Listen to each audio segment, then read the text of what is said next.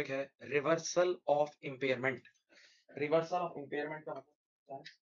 Reversal of impairment का मतलब green tea reversal of impairment का मतलब एक बार अगर एक एसिड इम्पेयर हो गया, एक बार एक एसिड इम्पेयर हुआ है, इसका मतलब ये तो क्या बाद में दोबारा उठ सकता है? दोबारा फैक्टर्स अगर रिवर्स हो गए तो क्या दोबारा हम इसको रीस्टेट कर सकते हैं? जी इजाजत है, रिवर्सल ऑफ इम्पेयरमेंट की इजाजत है। तो बच्चे ने कहा कि क्या सर कॉस्ट मॉडल में भी इजाजत है? जी कॉस्ट मॉडल में, क्योंकि इम्पेयरमेंट तो दोनों मॉडल्स में होती है। इम्पेयरमेंट कॉस्ट मॉडल में भी होती है, रिवैल्यूएशन मॉडल में भी होती है। इम्पेयरमेंट कॉस्ट मॉडल में भी होती है और रिवैल्यूएशन मॉडल में भी होती है। दोनों मॉडल में इम्पेयरमेंट होती है, दोनों मॉडल में इम्पेयरमेंट होती है, दोनों मॉडल में इम्पेयरमेंट होती है। ओके, हाँ जी, सुनना बात को। अब मैं पहले कॉस्ट मॉडल देखो, रिवर्सल ऑफ इम्पेयरमेंट मैं आपको सिखा रहा हूँ यूजिंग कॉस्ट मॉडल। देखो आपको स्क्रीन नजर आ रही होगी, उम्मीदें नजर आ रही होगी। पहले मैं आपको कॉस्ट मॉडल के बारे में एक बुनियादी बहुत ही बचपन की बात बता दूं, आप लोगों को पता भी होगी लेकिन ऐसे ही देख लो, एक नजर देख लो। सुनो यार, मैंने 1000 रुपए का एसेट लिया, उसकी लाइफ थी 10 साल और मैंने उस एसेट पे कॉस्ट मॉडल अप्लाई कर दिया। मैंने उस एसेट पे क्या अप्लाई कर दिया? Cost model. तो 1000 को मैंने डिवाइड बाय 10 करा तो 100 रुपए की डेप्रिसिएशन आई। फिर सेकंड ईयर भी 100 रुपए की डेप्रिसिएशन आई।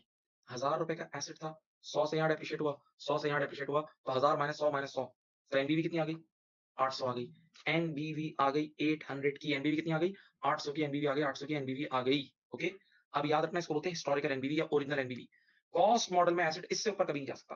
कॉस्ट मॉडल में एसेट इससे ऊपर कभी नहीं जा सकता। कॉस्ट मॉडल में एसेट इस ओरिजिनल एनबीवी से ऊपर कभी नहीं जा सकता। अगर आप इससे भी ऊपर लेके गए तो रिवैल्यूएशन मॉडल की हदूद में निकल जाओगे। अगर आप इससे भी ऊपर लेके गए तो आप रिवैल्यूएशन मॉडल की हदूद में निकल जाओगे। ओके, सही है, याद रखना कॉस्ट मॉडल का, ठीक है।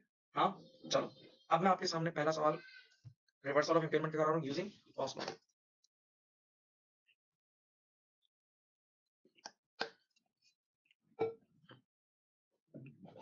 चलो अब देखो, एक प्रैक्टिकल क्वेश्चन है, आप देखिए बेटा, मेरे सामने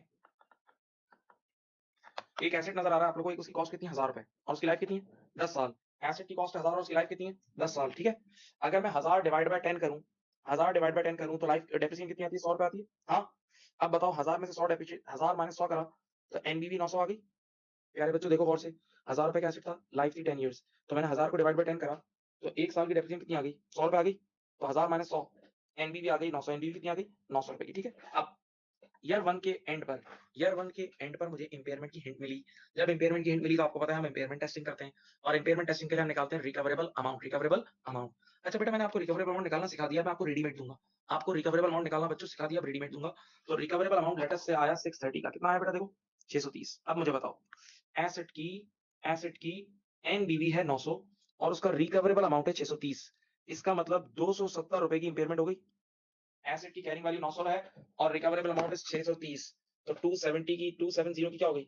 इंपेयरमेंट हो गई। हाँ, 270 की इंपेयरमेंट हो गई। हाँ पक्का, ये एक्सपेंस आउट हो जाएगी, हो गई इंपेयरमेंट और कॉस्ट मॉडल चल रहा है सही। अब मैं और आप हम सब जानते हैं कि एक बार एसेट इंपेयर हो जाए या रिवैल्यू हो जाए, आपने बचपन में पढ़ा हुआ है, एक बार एसेट इंपेयर हो जाए या रिवैल्यू हो जाए, एक बार एसेट की वैल्यू चेंज हो जाए तो आज के बाद वो अपडेटेड अमाउंट से डेप्रिशिएट होता है। आज के बाद वो अपडेटेड अमाउंट से डेप्रिशिएट होता है और इसका अपडेटेड यानी रिवाइज्ड अमाउंट है 630 रुपए। कितने रुपए? 630 रुपए, सही। अब देखें, तो आपने यहाँ लिख दिया, देखो एसेट 630 का हो गया। अब बताओ ओरिजिनल लाइफ कितनी थी? 10 साल। ओरिजिनल लाइफ थी 10 साल और एक साल गुजर चुका है ना, तो अब 9 साल रह गए होगी। तो अब देखो मैं इसकी डेप्रिसिएशन निकाल रहा हूँ, 630 डिवाइडेड बाय 9 इयर्स, एक साल की आई 70। इसका मतलब ईयर 2 में हम डेप्रिसिएशन बुक करेंगे 70, देख लें बेटा, और ईयर 3 की भी हम डेप्रिसिएशन बुक करेंगे 70। हाँ, ईयर 2 की डेप्रिसिएशन भी हम 70 बुक करेंगे और ईयर 3 की डेप्रिसिएशन भी हम 70 बुक करेंगे। ओके, अब बताओ 630 में से 70 और 70 लेस करो, एसेट 630 का हो गया था, उसमें से 70 और 70 लेस करो यानी 140। तो यहाँ ईयर 3 के एंड पर तवज्जो, ईयर 3 के एंड पर एनबीवी आ जाएगी 490। ईयर 3 के एंड पर एनबीवी आ जाएगी 490। ओके, अब अल्लाह की शान, ईयर 3 के एंड पर हमें रिवर्सल की हिंट मिली। ईयर 3 के एंड पर हमें रिवर्सल की हिंट मिली, रिवर्सल की हिंट मिली, सही है। जब रिवर्सल की हिंट मिली तो हमें उसी वक्त रिकवरेबल अमाउंट कंप्यूट करना होगा। हमें क्या कंप्यूट करना होगा? Recoverable amount. मैं रिपीट करता हूँ यार, इंपेयरमेंट की हिंट मिलेगी तो भी रिकवरेबल अमाउंट निकलेगा, रिवर्सल यानी फैक्टर्स रिवर्स हो गए तो भी रिकवरेबल अमाउंट निकलेगा। तो हमने रिकवरेबल अमाउंट निकाला ना, तो वो कितना आया? 580 आया। हमारा रिकवरेबल अमाउंट कितना आया? 580 आया। बेटा गौर से सुनना है, समझना है अपने आप। रिकवरेबल अमाउंट हमारा आया 580। हाँ, अब आईएस 36 क्या कहता है? देखो सुनना, हम कॉस्ट मॉडल पढ़ रहे हैं, क्या पढ़ रहे हैं? Cost model. आईएस 36 से हमने पूछा कि क्या रिवर्सल की इजाजत है? बोला हाँ, इजाजत है, ले जाओ रिवर्स।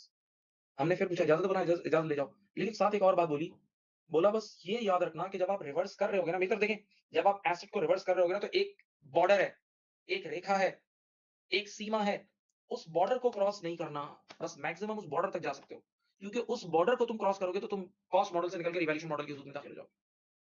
वापस बोल रहा हूँ, sir reversal of impairment allowed है कॉस्ट मॉडल में? जी अलाउड है, बिल्कुल अलाउड है। रिवर्स कर सकते हैं? हाँ, कर सकते हैं। बोला ले जाओ रिवर्स, मसला नहीं, रिवर्स कर लो। लेकिन बोला बस एक बॉर्डर है उसको कभी मत क्रॉस करना, और उस बॉर्डर का नाम क्या है मैं बोलने जा रहा हूँ, देखो पढ़ो, ये देखो। इन कॉस्ट रूल देखो मैंने लिख दिया, in cost model you can do reversal, you can, but don't cross one border that is historical carrying value. आप एसेट को रिवर्स तो कर सकते हो, लेकिन हिस्टोरिकल कैरिंग वैल्यू से ऊपर नहीं जाना। बच्चे ने कहा what is historical carrying value? What is historical carrying value? Historical carrying value का मतलब कैरिंग वैल्यू, देखो इसका मतलब ये है, had there been no impairment in past. Historical carrying value का मतलब ओरिजिनल कैरिंग वैल्यू, यानी जो इम्पेयरमेंट पास्ट में हुई है ना, अगर वो ना हुई होती तो आज नॉर्मल एनबीवी क्या होती? पास्ट में असल में तो पास्ट में इम्पेयरमेंट हुई है ना, अगर वो इम्पेयरमेंट ना हुई होती तो आज एनबीवी क्या होती? अब मैं तुम्हें बताऊं क्या होती, मैं तुम्हें देख के बता देता हूँ, सुनो। 1000 रुपए की कॉस्ट थी, ओरिजिनल कॉस्ट 1000 रुपए की थी, और एक साल की डेप्रिसिएशन 100 रुपए थी। अगर यहाँ ईयर वन पे ये इम्पेयरमेंट ना होती ना, तो ईयर 2 और ईयर 3 की डेप्रिसिएशन भी 100 रुपए होती। ईयर 2 और ईयर 3 की डेप्रिसिएशन भी 100 रुपए होती, तो फिर ईयर 3 के एंड पर एनबीवी आ रही होती 700 रुपए। 1000 माइनस 300 ये आ रही होती, देखो मैं लिख के देता हूँ, ये आ रही होती 1000 माइनस 300, 700 रुपए आ रही होती। नहीं समझे? सोचो ना यार। हिस्टोरिकल कैरिंग वैल्यू का मतलब कैरिंग वैल्यू, सब सोचो, आराम से सोचो, सोचो, टेक योर टाइम, सुकून से। Carrying value, had there been no impairment in past, यानी जो पास्ट में इम्पेयरमेंट हुई अगर वो ना हुई होती तो आज कैरिंग वैल्यू क्या होती? तो वो बॉर्डर है, उसको हम क्रॉस नहीं कर सकते, उसको ओरिजिनल कैरिंग वैल्यू बोलते हैं। सही है? अब देखो मैं ड्राइंग बना के समझाता हूँ आपको, सुनो। बेटा राइट नाउ हमारी एनबीवी, अभी अभी हमारी एनबीवी हम कहाँ खड़े हैं? 490 पे। ईयर 3 के एंड पे देखो, ईयर 3 के एंड पे देखो हमारी एनबीवी 490 है। हाँ, ईयर 3 के एंड पे देखो हमारी एनबीवी कितनी है? 490 है। और और हमारा बॉर्डर क्या है? बॉर्डर मैंने आपके लिए बड़ा बड़ा बॉर्डर बना रहा हूँ, 700 रुपए का बॉर्डर है। 700 रुपए का हमारा है बॉर्डर। सही। अब सुनो, बताओ 490 इज एनबीवी, और रिकवरेबल अमाउंट कितना है? रिकवरेबल अमाउंट आ जाया था 580।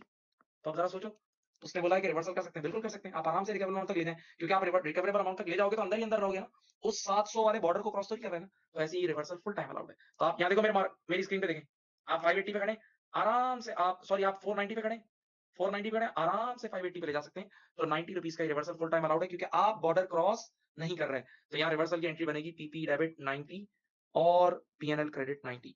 पीपी डेबिट 90 और पीएनएल क्रेडिट 90 देखो आपके सामने है पूरा।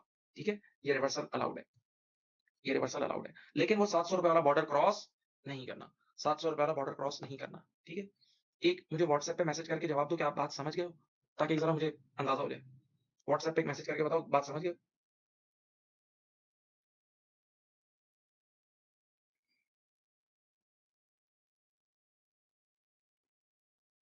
हम्म,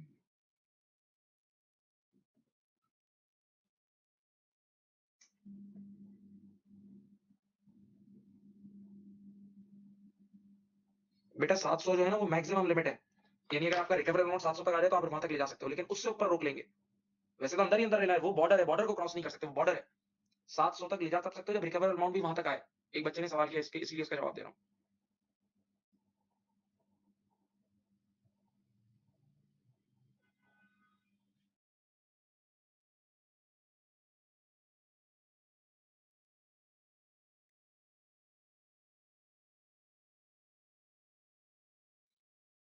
चलो, अब मैं इसी सवाल में एक हल्का सा ट्विस्ट डालूंगा, इसी सवाल में एक स्लाइट चेंज डालूंगा, ताकि आप लोग मुझे उसका जवाब दोगे। ठीक है, यही सवाल होता अगर यही होता, और यहाँ रिकवरेबल अमाउंट में, अब देखो आप होश में रहे, यही सवाल है और रिक्वायरमेंट देखो मैं चेंज कर रहा हूँ। Calculate reversal of impairment if recoverable amount at the end of year 3 is equal to 760। चलो, अब आप लोग मुझे एंट्री बना के दें, आप लोग मुझे एंट्री बना के दें। अगर ईयर 3 के एंड पर बजाय 580 के 760 का रिकवरेबल अमाउंट था, 760 का, तो अब रिवर्सल की एंट्री कितनी बनती?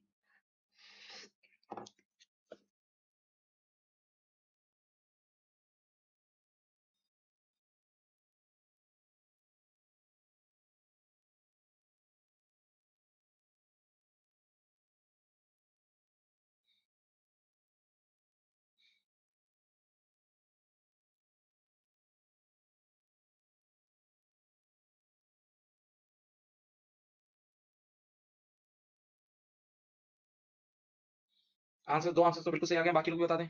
बताओ भाई आप लोग सब।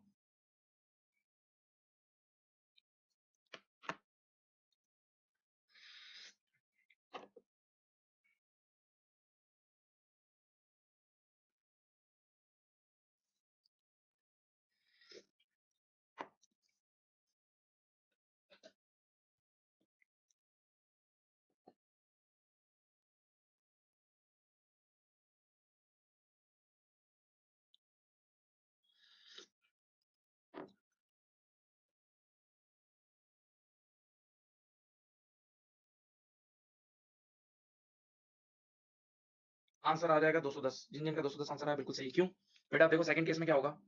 सेकंड केस में आपके पास एनडीवी 490 है और आपका बॉर्डर 700 रुपए का है, बॉर्डर 700 का है, ठीक है? जबकि आपका रिकवरेबल अमाउंट है 760, बॉर्डर से भी ऊपर है देखो, बॉर्डर से भी ऊपर है। तो अब आप ये ऊपर जाओगे तो बॉर्डर पे लोग रोकेंगे आपको, क्योंकि उससे ऊपर तो रिवैल्यूएशन मॉडल की दूध शुरू हो जाती है। ओरिजिनल एनडीवी से ऊपर गए तो वो तो सिर्फ रिवैल्यूएशन मॉडल में जा सकते हो। तो बेटा इस बार आप सिर्फ 210 का रिवर्सल कर सकते हो। इस बार आप सिर्फ 210 का रिवर्सल कर सकते हो। तो आपकी एंट्री बन जाएगी पीपी डेबिट 210, पीपी डेबिट 210 और पीएनएल क्रेडिट 210, पीपी डेबिट 210 और पीएनएल क्रेडिट 210। इस बार आपकी एंट्री बन जाएगी, सही है? पीपी डेबिट और पीएनएल क्रेडिट 210।